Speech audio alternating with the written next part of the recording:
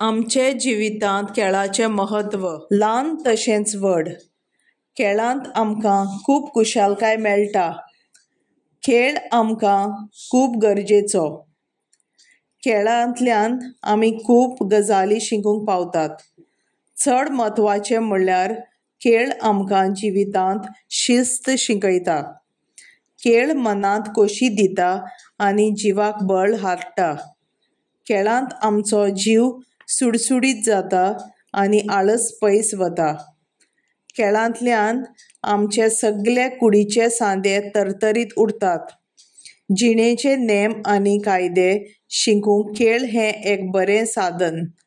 भुरग्यांनी तशेंच व्हडल्यांनी दिसाक 1 वर तर कसलो तरी खेळ खेळूंक जाय आनी आपली भलायकी सांबाळूंक जाय. खेळाची आवड आशिल्ल्याक जिणें आपेस आयल्यारूय कांयच दिसना.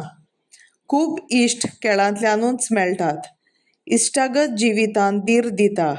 खेळ हो आमच्या जिवितांत इतलो म्हत्वाचो की मजान म्हणूंक येता की खेळ ना तर भलायकी ना.